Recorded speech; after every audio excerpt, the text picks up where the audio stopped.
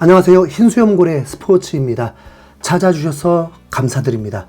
2024-2025 프리미어리그 시작을 준비하는 프리시즌 토트넘 대 하츠와의 경기가 하츠 홈에서 열리게 되었습니다. 하츠의 150주년을 기념하면서 토트넘이 초청되었고 갈매기들까지 포함하면 2만석 정도 경기장은 대부분 채워져 있었습니다. 아무리 친선 경기라고 해도 기념축제 같은 분위기는 없었고 침착했습니다. 이 경기에 토트넘을 이끄는 손흥민이 선발 출전을 했습니다. 경기 1시간 전 토트넘의 라인업이 공개가 되었을 때는 매우 당황스러웠습니다. 선수 명단을 차례로 읽는데 처음에 기대감이 있었습니다. 골키퍼 오스틴, 페드로 포로, 아치 그레이. 비공식 경기에서 아치 그레이가 풀백으로 출전을 했다고 들었는데 이번에 포로와 그레이가 동시에 출전하게 되면서 그레이를 미드필더로 출전시킬 거란 기대감이 있었죠. 그리고 이어서 선수 명단을 보는데 스킵, 돈리, 비수마, 메디슨, 클루셉스키, 존슨까지. 잠깐만 있어봐요. 이상했습니다. 스킵 미드필더, 비수마 미드필더, 돈리, 메디슨 공격수 겸 공격형 미드필더, 클루셉스키, 존슨 동시 출전? 이거 뭐냐고요? 센터백이 아예 없어요. 거기다 손흥민, 솔로몬도 동시 출전. 센터백이 없는 라인업을 태어나서 처음 봤습니다. 무슨 포메이션이 나올지 궁금했습니다. 우선 제가 좀 순진했습니다. 엔지 감독이 새로운 전술을 창조한 줄 알았는데 경기 직전 확인하니까 스킵과 그레이가 로메로 반더벤을 대신한 센터백으로 출전을 했던 것입니다. 그래도 이해가 가지 않는 부분이 생기죠. 포지션이 겹치는 게 너무 많았습니다. 2선 미드필더 한 명이 누가 되는 건가? 비수마, 메디슨, 클루셉스키가 되겠죠? 라인업을 다시 설명하면 4-3-3 포메이션이라면 포로, 그레이, 스킵, 돈리, 비수마, 메디슨, 클루셉스키, 존슨, 손흥민, 솔로몬. 4-2-3-1 포메이션이라면 포로, 그레이, 스킵, 돈리, 메디슨, 비수마, 존슨, 클루셉스키, 솔로몬, 그리고 손흥민이 되는 거죠. 왜 이런 상황이 일어났냐면 우선 대륙별 대회에 출전했던 선수들이 휴식기를 갖고 있어서 아예 합류하지도 않았고 사르, 레길론, 히샬리송은 아예 명단 제외였습니다. 부상들이 아닌데 제외다 보니까 무슨 의미인지 모르겠더라고요. 설마 히샬리송 매각? 만약 3일 뒤 경기 때문이라면 차라리 손흥민을 두고 올 것이지. 이 경기는 다음 시즌을 위한 준비 경기보다 선수들 몸 상태 끌어올리기 위한 훈련 경기? 개개인의 쇼케이스 경기 같았습니다. 손흥민이 조기축구에 출전해도 관심 갖고 지켜보잖아요. 딱 그런 마음으로 경기를 보면 될 것 같았습니다. 경기가 시작되자 솔로몬의 복귀를 환영하듯 주목받는 의욕적인 플레이가 있었습니다. 손흥민이 최전방이었는데 이 점이 개인적으로 좀 신경 쓰였습니다. 과거에 손흥민이 윙어를 하고 케인이 미들라이커를 하면서 라인을 깨는 순간 가속도와 세계 최고급 결정력으로 시원시원한 골들을 봤을 때가 가장 보기 좋았다 보니까 중앙에 갇혀있는 걸 보면 좀 답답하더라고요.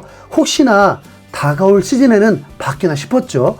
손흥민은 전반 8분에 먼 거리에서 중거리 슛을 때리는 시도를 보이면서 제발 이번 시즌은 지금처럼 마구마구 슈팅 때려주길 바라게 되더라고요.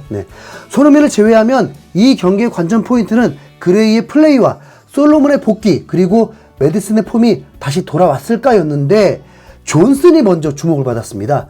전반 내내 네투가 왜 와야 하는지를 제대로 보여주는 플레이였는데 윙어로서의 재능은 확실히 없어 보였습니다. 아무리 봐도. 그런데 전반전 선제골은 또 존슨이 넣었어요. 황당하죠. 메디슨과 클루셉스키가 환상적인 패스 플레이를 선보였고 메디슨의 깔끔한 크로스에 존슨이 달려들어와서 골을 넣었습니다. 존슨은 지난 시즌에도 그렇고 딱 이 패턴 골을 넣기 위해 투입되는 선수 같았죠. 메디슨은 경기 중에 발목을 밟히면서 충격적인 상황이 나올 뻔했는데 다행히 경기장 안에서 치료하고 전반전은 소화했습니다. 그리고 아치 그레이가 눈에 많이 띄었는데요. 아치 그레이가 센터백을 할 리는 없고 그냥 볼을 받고 수비할 때 어떤지가 궁금했죠. 그런데 이 친구 어린 나이에도 상대의 움직임을 읽으면서 플레이할 줄 아는 선수였습니다. 그런 장면이 여러 번 나왔어요. 그래서 매우 안정감이 있었죠. 그리고 볼을 받고 전개하는 것도 거의 횡패스가 없었습니다. 넓은 시야로 공을 뿌리기도 하고 전진 패스를 해줬습니다. 무조건 얘는 합격. 손흥민은 두 번의 찬스가 있었는데 한 번은 골키퍼 선방에 아쉽게 막혔고 한 번은 단독 찬스가 올 뻔했는데 점프해서 터치할 때 미스가 나오면서 슈팅을 하지 못했습니다. 본인도 매우 아쉽고 부끄러운 듯 골대를 붙잡고 있었습니다. 손흥민은 2선으로 내려와서 플레이하거나 기회를 제공하는 패스들을 여러 차례 선보이면서 팀의 윤활유 역할도 제대로 해줬습니다. 후반전이 되어서는 전반전에 뛰었던 선수들을 전원 교체하면서 유망주 쇼케이스가 되었는데 평균 연령이 20살이 안 되는 선수 명단이었습니다. 토트넘은 후반 1분도 안 돼서 실점을 하면서 경기가 묘연하다 싶었지만 하체의 라인업도 변화가 있었는지 전혀 힘쓰지 못했고 토트넘은 후반에만 4골을 퍼부으면서 5대1 대승을 거뒀습니다. 이 경기에서 주목할 선수는 베리발이었는데 볼 터치는 많았는데 뭔가 임팩트 있는 느낌은 받지 못했습니다. 미드필더 경쟁에서 이겨내긴 어려울 듯 보였는데 여러분은 어떠실까 모르겠네요. 네. 그리고 엔지 감독 그림에 없을 제드 스펜스를 출전을 시켰는데 얘가 대활약을 하면서 한 골 1도움을 기록했습니다. 엔지 감독이 원하는 인버티드 풀백 플레이를 가장 잘 소화하면서 주목을 받게 되었죠. 100% 에메르송보다 더 나은 선수였습니다. 제드 스펜스는 아마도 공격수를 하고 싶은 게 아닌가. 네. 엔지 감독이 제외하려는 이유가 있겠죠? 네. 아니면 엔지 감독은 스펜스의 플레이를 직접 본 적이 없었고 구단이 팔려고 하는데 엔지 감독이 한번 봐보자 한 것일 수도 있습니다. 네. 토트넘의 실점은 에메르송 때문이었습니다. 센터백으로 나와서 토트넘 진영 박스 안에서 패스가 차단되면서 곧바로 실점이 나와버렸죠. 이번 프리시즌 첫 경기로는 엔지 감독의 의중을 전혀 잃지 못했습니다. 함께 할 것 같은 사르 같은 선수는 아예 데려오지 않았고 거의 이적이 확실시 될 것 같은 선수들을 경기를 뛰게 하고 고참 선수 한 명은 유망주들과 플레이를 하겠으니까요. 네. 토트넘의 다음 시즌 전망을 해보면 그래도 긍정적인 신호가 많아 보였습니다. 엔지 감독이 1년 맡으면서 선수들 파악도 했다 보니까 변화를 적극적으로 줄 것 같은 느낌? 네.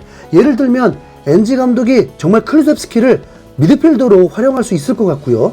오른쪽 윙어를 개선하기 위해서 꼭 선수 영입을 할 것 같고요. 수비형 미드필더는 보고 또 봐도 비수마만 믿어서는 절대 안 될 것 같은데 아치 그레이가 빠르게 수미 역할을 할 수도 있겠다라는 생각이 들었습니다. 혹 아치 그레이가 포로의 백업이 된다면 오히려 왼쪽 풀백이 가장 약해 보였습니다.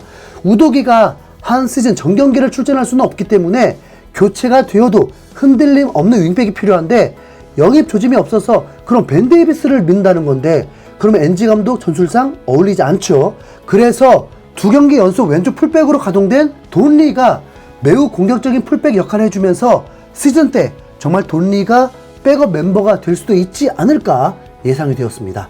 그리고 비수마의 불안함을 메디슨이 채워주고 새로운 공격형 미드필더를 두는 것도 좋아 보였습니다. 에제가 오면 확실히 강해져 보이겠죠. 네. 그리고 공격수는 아직도 손흥민 빼고는 고만고만합니다. 네. 토트넘은 이제 주말에 QPR과의 경기가 있고 이후에 일본에서 비셀 고베와의 경기가 있는데 토트넘의 레벨을 확인할 수 있는 진짜 경기는 무조건 뮌헨과의 2연속 경기가 되겠죠. 네. 엔지 감독이 지난 시즌 완전체로는 빅클럽들과 대등함을 보였던 만큼 뮌헨과의 경기에서도 좋은 모습 보인다면 그때는 팬들의 기대감도 더 커질 것입니다. 뮌헨 경기 전에 빨리 선수 영입 매듭 짓길. 네, 이상 흰수염고래였습니다. 감사합니다.